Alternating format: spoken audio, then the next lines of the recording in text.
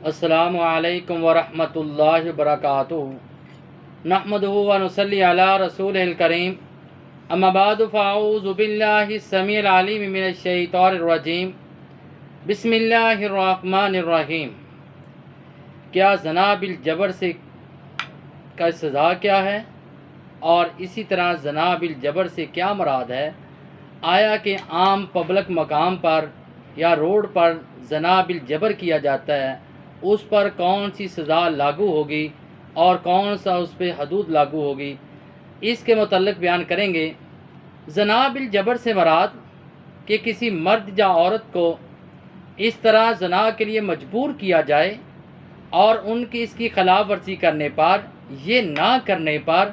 جان سے مارے جانے کا یقینی خدشہ ہو تو شرعاً اس کو زنا بالجبر کہا جاتا ہے۔ اب زنا کی حرمت کیا ہے؟ اسلام نے زنا کو حرام قرار دیا ہے، چاہے زنا بالجبر ہے، چاہے زنا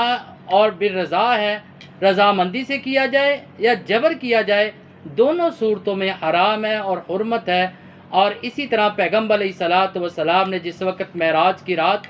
آپ نے سیر کی، آپ نے جہنم میں کچھ ایسے لوگوں کو دیکھا جن کو برہنہ کر کے تندوروں میں آگ جلائی جا رہی ہے، ان کو تندوروں میں پھینکا جا رہا ہے، وہ آگ کے چولوں کے ساتھ جلنے کے بعد باہر آ جاتے ہیں اور پھر ان کو دوبارہ ٹھیک ہو جاتے ہیں، پھر ان کو تندوروں میں جلایا جا رہا ہے، بار بار ان کے ساتھ یہی عمل چل رہا ہے۔ تو نبی علیہ الصلوۃ والسلام کے پوچھنے پر آپ کو بتایا گیا یہ وہ لوگ ہیں جو بدکاری کرنے والے، زنا کرنے والے، یہ قیامت کے دن ان کی یہ سزا ہوگی۔ اور اسی طرح اللہ رب العزت نے دنیا میں جو اس کی سزا ہے سورۃ النور میں بیان فرمائی ہے کہ اگر زنا کرنے والا مرد یا عورت غیر شادی شدہ ہے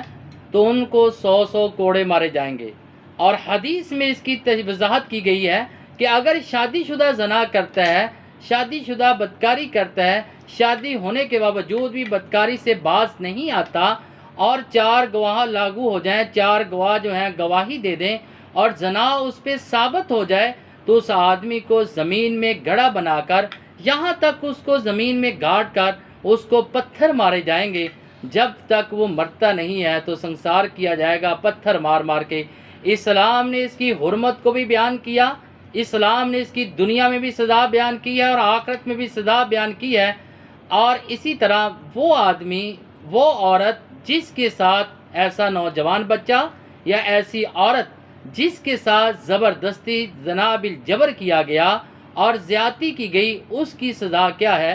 اور جو زنا بالجبر کرنے والا ہے اور اس کو تو سزا دی جائے گی، اور انہی آیات کے مطابق سورۃ النور کی اللہ رب العزت نے یہ جو آیات بیان کی ہیں، انہی کے مطابق اس پر زنا کی اگر شادی شدہ ہے تو اس کو رجم کیا جائے گا، اور اگر غیر شادی شدہ ہے تو اس کو اسی طرح کوڑے مارے جائیں گے۔ یاد رکھ لیں گے، سزا جو ہے، سزا دینے کا کام وقت کے حاکم یا قاضی کا کام ہے۔ ہر عام آدمی دوسرے آدمی کو کوڑے نہیں مارے گا، ہر عام آدمی دوسرے آدمی کو قتل نہیں کرے گا، سنسار نہیں کرے گا۔ اگر ایسا کیا جائے گا تو ملک میں، معاشرے میں خانہ جنگی بن جائے گی۔ لہذا سزا دینا اسلام کے مطابق، اسلام کے قوانین کو نافذ کرنا، یہ وقت حاکم جو ہے اس کا کام ہے اور قاضی کا کام ہے۔ آیا کہ ایسا آدمی، ایسی عورت جس کو زنا کے لیے مجبور کیا گیا، نوجوان بچہ ہے یا عورت ہے، اس کو زنا کے لیے مجبور کیا گیا اور اس طرح خلاف ورزی کرنے پر ان کی جان جانے کا یقینی ان کو ثابت ہو گیا کہ اگر ایسا ہم نہیں کرتے تو ہماری جان جائے گی۔ اللہ رب العزت نے سورۃ النور کی آیت نمبر 33 میں بیان کیا، ایسی عورتیں جن کو سختی کی جائے، جبر کیا جائے، زیادتی کی جائے، اللہ رب العزت ان کی زیادتی کے بعد، جبر کے بعد ان کو معاف کر دے گا۔ بے شک اللہ تعالی معاف کرنے والا ہے۔ لہٰذا جو جبر کرنے والا ہے اس کو سزا دی جائے گی، اور وقت حاکم کو چاہیے کہ ایسا آدمی جو پبلک مقام پہ، روڈ کے اوپر یا کسی چھپ کر یا کہیں بھی زنا بالجبر کرتا ہے، اس کو سزا دی جائے، اور ایسی سزا دی جائے، اور عوام کے لیے، لوگوں کے لیے نصیحت ہونی چاہیے اور لوگوں کے لیے ایک عبرت ہونی چاہیے، تاکہ دوبارہ کوئی ایسا قدم نہ اٹھائے۔ جیسے آج ہمارے مسلمانوں کے لیے یہ فرانس سے آنے والی عورت جس کو لاہور موٹر وے کے اوپر اور اس کے بچوں کے سامنے جس کے ساتھ بدکاری کی گئی، اگر کوئی غیرت مند دیکھے کبھی بھی چیز کو برداشت نہیں کرتا، اس عورت کے دل پہ کیا جاتا ہوگا، بچوں کے دل پہ کیا جاتا ہوگا، اور جس کی وہ عزت ہے اس کے دل پہ کیا جاتا ہوگا۔ لیکن آج کے حکمرانوں کو چاہیے کہ ایسے لوگوں کو، ایسے درندوں کو پکڑ کر اسلام کے مطابق سزا دینی چاہیے۔ لیکن جو لوگ شر پسند ہیں اور جو لوگ کہتے ہیں یہ تو رجت پسندی ہے اور اسی طرح یہ جو ہے صحیح نہیں ہے، لیکن اسلام کے مطابق اگر ان کو اور وقت حاکم قاضی سزا دیتا ہے تو لوگوں کے لیے وہ عبرت بن جائے گا۔ جیسے حضرت ابو بکر صدیق رضی اللہ تعالیٰ عنہ کا دور حکومت ہے کہ آیا کہ جس کے ساتھ زنا بالجبر کیا گیا، قرآن تو کہتا ہے، قرآن نے پہلے کہہ دیا کہ اللہ رب العزت ان کے جبر کے بعد ان کو معاف کرنے والا ہے ایسی عورتوں کو۔ اور اسی طرح آگے صحابہ کرام کے تمام افعال سے، اعمال سے دو احادیث آپ کے سامنے مزید بیان کرتے ہیں۔ حضرت ابو بکر صدیق رضی اللہ تعالیٰ عنہ کا دور حکومت ہے، موطا امام مالک میں یہ حدیث موجود ہے،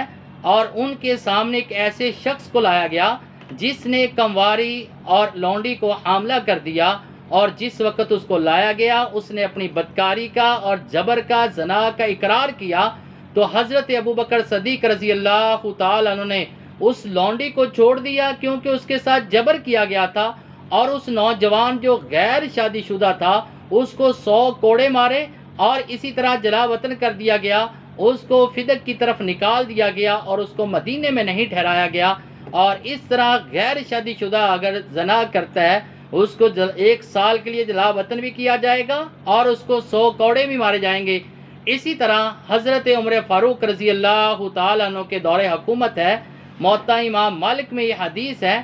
حضرت عمر فاروق رضی اللہ تعالیٰ عنہ نے ایک غلام کو، اور اسی طرح جو خمس میں غلام اور لونڈیاں آتی تھی ان کی حفاظت کے لیے مقرر کر دیا، اور جس غلام کو مقرر کیا تھا اس میں خمس سے آنے والی لونڈیوں کے ساتھ ایک لونڈی کے ساتھ زنا بالجبر کیا، زبردستی اس کے ساتھ بدکاری کی۔ حضرت عمر فاروق رضی اللہ تعالیٰ عنہ کو